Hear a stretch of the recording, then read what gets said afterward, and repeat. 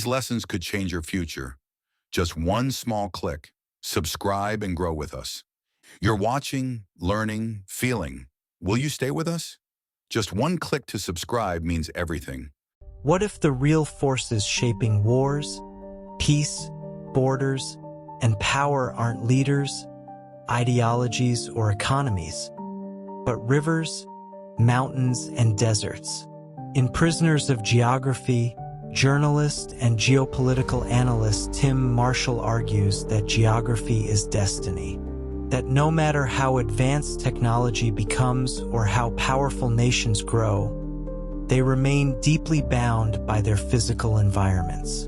This audiobook reveals how terrain, climate, rivers, mountains, and access to the seas shape the fate of empires. From Russia's insecurity to China's ambition, from America's global reach to Africa's struggles. Let's begin with the opening chapters and explore why geography still rules the world. Chapter 1: Russia, the insecure superpower.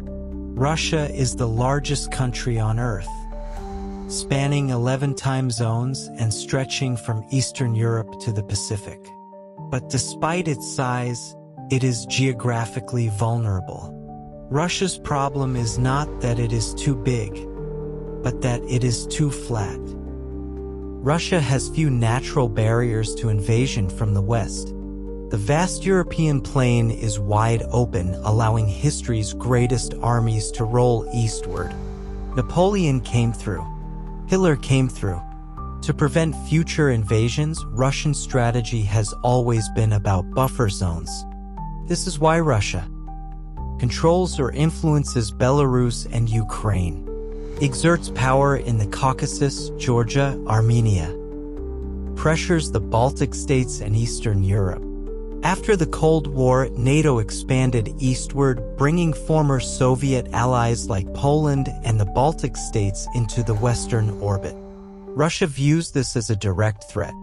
In Russian strategic culture, if you're not expanding, you're retreating. Key geographical challenges: no warm water ports year-round except Sevastopol in Crimea.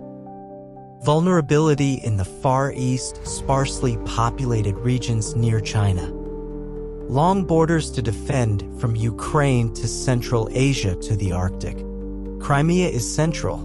When Russia annexed it in 2014, it wasn't just political. It was geographic.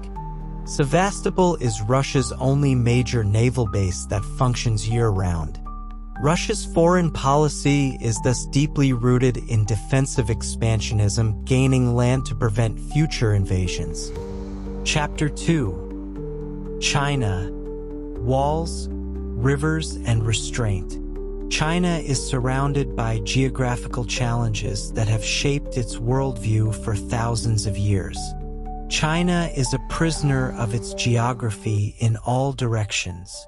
To the north, the Gobi Desert and Mongolian steppe, historic invasion routes, e.g., Genghis Khan. To the south, jungle-covered mountains separating it from Southeast Asia. To the west, the Himalayas and the arid Tibetan Plateau. To the east, the Pacific Ocean, but hemmed in by U.S. allies, Japan, Taiwan, Philippines. The heart of China lies in the eastern third of the country. The Yangtze and Yellow Rivers run eastward and support massive agriculture. Most of China's population and economic hubs, Beijing, Shanghai, Guangzhou, lie here. The century of humiliation, from the Opium Wars to Japanese occupation, was a period when foreign powers exploited China's weakness.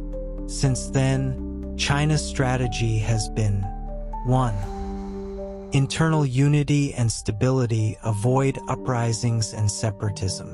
2. Border security, control Tibet, Xinjiang, Hong Kong. 3. Maritime access, break out of the first island chain. This leads to the militarization of the South China Sea to secure shipping lanes. The Belt and Road Initiative land access to Europe bypassing the U.S. Navy. Pressure on Taiwan, a symbol of reunification and strategic barrier. Geography explains why China builds islands, roads, and alliances. It seeks security not just from enemies but from its own landscape. Chapter 3. The United States, blessed by geography. America's superpower status owes much to geography. No other major power has such a combination of navigable rivers, fertile land, and oceanic protection. To the north and south, friendly, weak neighbors, Canada, Mexico. To the east and west, two vast oceans. The Mississippi River system allows goods to move cheaply across the heartland. The Great Lakes connect industrial zones to the Atlantic. The Rocky Mountains provide a natural inland wall. The U.S. is nearly self-sufficient. Energy: oil, gas, coal. Agriculture: Midwest breadbasket. Technology and capital. Unlike Russia or China, the U.S. has few land invasion threats. Global naval supremacy with fleets in every ocean. Its military and economic reach flows from these geographical advantages. But this also creates the temptation to overreach. Key global priorities: securing the Panama Canal and Caribbean access, maintaining dominance in the Pacific versus China, preventing hostile alliances in Eurasia, Europe plus Asia. While geography has protected the U.S., it's also made it a global policeman because nothing at home forces it to stay put. Chapter 4. Western Europe, fragmented unity. Europe is small but powerful. Its geography is a mix of navigable rivers: Rhine, Danube, fertile plains, dense population centers, broken coastlines, good for ports. But Europe is also divided. North versus South, wealthy industrial economies versus debt-heavy southern nations. East versus West, former Soviet bloc versus liberal democracies. Core versus periphery, Germany/France versus smaller states.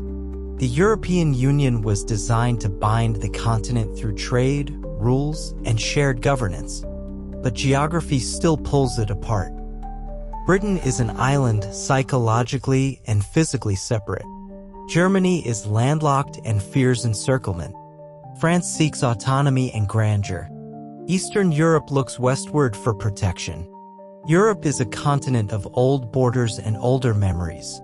The refugee crisis, Brexit, and tensions with Russia all reflect how geography and history shape modern European unity. Despite integration, Western Europe remains a patchwork of nations with deep-rooted geographic instincts. Chapter 5. Africa, the divided continent. Africa is rich in resources: gold, diamonds, oil, fertile land, but remains the world's poorest continent. Geography explains why. Africa's rivers are broken. Its coasts are flat. Its interior is segmented. Key geographic barriers: few navigable rivers, most are segmented by waterfalls or rapids. Flat coasts with few natural harbors. Huge deserts, Sahara, dense jungles, and mountains. Landlocked countries and artificial colonial borders. Colonialism compounded these issues. Borders were drawn without regard to ethnic, tribal, or geographic realities. Infrastructure was built to extract resources, not connect economies. Post-independent states were often weak, divided, and exploited. Today, Africa faces resource-driven conflicts, e.g., Congo, Sudan. Power struggles between ethnic groups, e.g., Nigeria, Ethiopia. Lack of internal trade and poor logistics. Geography traps Africa in underdevelopment, not because it is cursed, but because it is disconnected. Hope lies in New infrastructure, roads, rails, fiber. Regional unions like ECOWAS and African Union. Better internal connectivity. Chapter 6, India and Pakistan, the River and the Ridge. The Indian subcontinent is shaped by the Indus River and the Himalayas.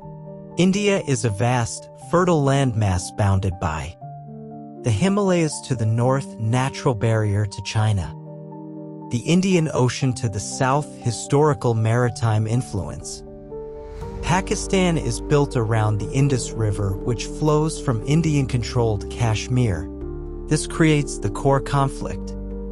Whoever controls Kashmir controls the Indus and thus Pakistan's water supply. Partition in 1947 created two rivals, India and Pakistan, with a disputed border in Kashmir. Deep religious and cultural divisions. Nuclear weapons aimed at each other. Geographic flashpoints. Siachen Glacier, highest battlefield in the world. Kargil, site of mountain warfare in 1999. Punjab Plains flatland, vulnerable to tank warfare. India faces internal geographic challenges. Northeast regions connected by a narrow Chicken's Neck corridor. Multiple languages, religions, and ethnicities. Maoist insurgencies in forested central India. Pakistan is geographically squeezed between Iran, Afghanistan, India, and China, with a small coastline and vulnerable borders. Geography ensures that Indo-Pak tensions remain permanent risks, especially over Kashmir and water.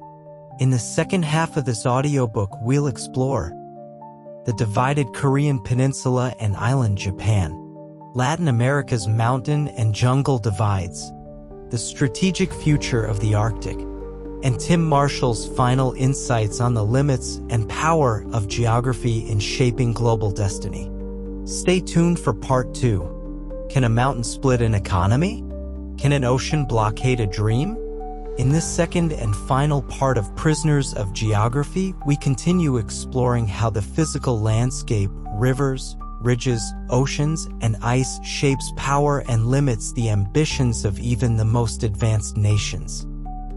We now turn to the divided lands of Korea, the isolated archipelago of Japan, the rugged, misunderstood landscape of Latin America, the icy prize of the Arctic, and Tim Marshall's final message about the enduring power and limits of geography in our modern world. Chapter 7, Korea and Japan, Between Giants and Oceans. Korea is one nation divided by ideology, war, and the strategic interests of bigger powers. The Korean peninsula is where geography traps history. North Korea, isolated and mountainous with limited arable land, desperate to defend sovereignty, maintains a militarized, autarkic regime. Has China to its north, Russia nearby, and the US-backed South Korea to its south. Strategic goals: maintain independence from foreign powers, especially US and South Korea. Leverage nuclear capability for security and negotiation. Rely on China economically but distrusts domination. South Korea, wealthy, industrialized, and heavily urbanized. Surrounded by water on three sides except for the militarized land border with the north. Deep U.S. military ties, including major bases and naval presence. The Demilitarized Zone, DMZ, remains the most fortified border in the world.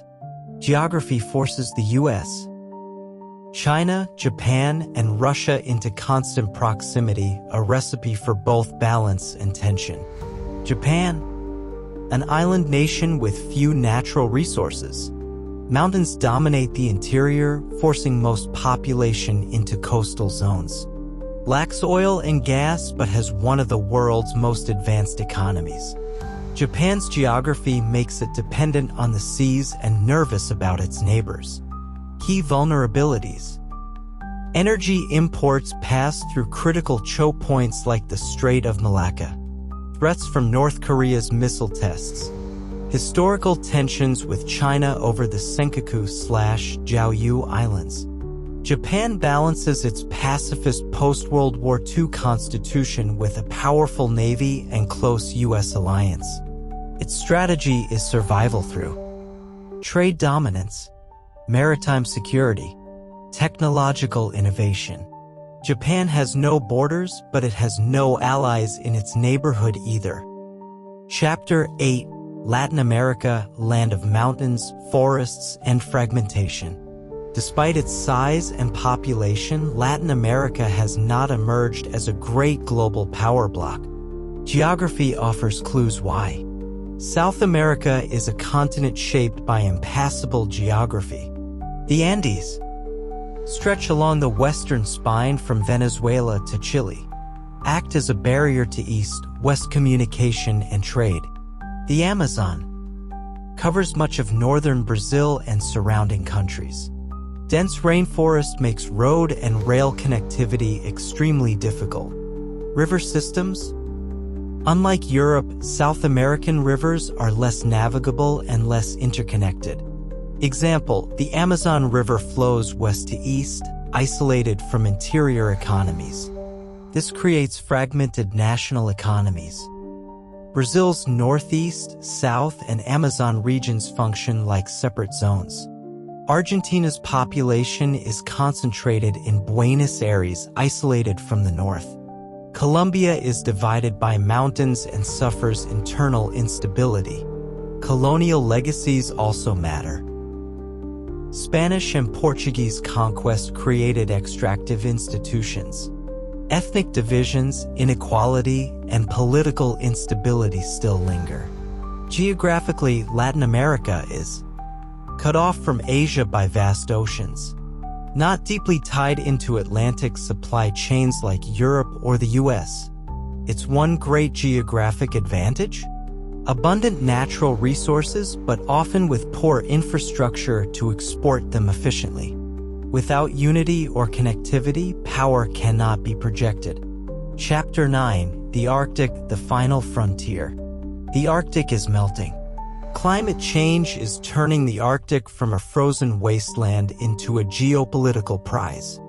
As the ice recedes, previously impassable routes and resources are becoming accessible. Oil, gas, and rare earths under the Arctic seabed. New shipping lanes like the Northern Sea Route along Russia's coast. Easier military and satellite positioning. Who's involved? Russia, largest Arctic territory, building icebreakers and bases. US via Alaska. Strategic and defensive interests. Canada, sovereignty claims and environmental concerns. China, no Arctic coast, but calls itself a near-Arctic state and seeks influence. The Arctic Council attempts cooperation, but rivalry grows. Key geographic risks. Border disputes over exclusive economic zones. EZs. Accidents and oil spills in fragile ecosystems. Indigenous rights and sovereignty ignored. The Arctic is a resource war waiting to happen, accelerated by climate change, with few rules to guide behavior. Whoever controls the Arctic controls the new global trade frontier. Chapter 10: Conclusion: The Limits and Power of Geography. Tim Marshall concludes Prisoners of Geography with a balanced message. Geography is not everything, but it explains more than most people think. We are all prisoners of geography, but only to a point. Key takeaways. 1. Mountains divide, rivers connect. 2. Seas can protect or isolate. 3. Flat plains invite invasion, deserts repel it. 4. Colonial borders still haunt post-colonial states. 5. No superpower is totally free of geographic constraint. Geography shapes foreign policy, war and peace, resource competition, national identity, but it doesn't decide everything. Human agency, innovation, diplomacy, and institutions still matter. Yet, ignoring geography is a strategic mistake. The map is not the territory, but it is the starting point. As globalization increases friction across the world, geography will continue to shape the terms of engagement.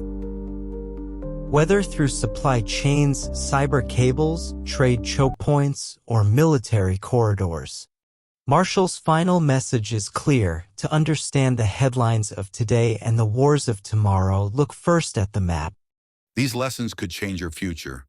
Just one small click. Subscribe and grow with us. You're watching, learning, feeling. Will you stay with us? Just one click to subscribe means everything. If your journey feels stuck, you're not alone. We've got you. If you found value in this video, don't forget to hit that like button. It helps more curious minds discover this content. Subscribe to Being and Beyond and join a growing community that thrives on knowledge, perspective, and personal growth. And if this video resonated with you, share it with someone who needs to hear it today. Your support fuels our passion and pushes us to create better content. Welcome to Being and Beyond.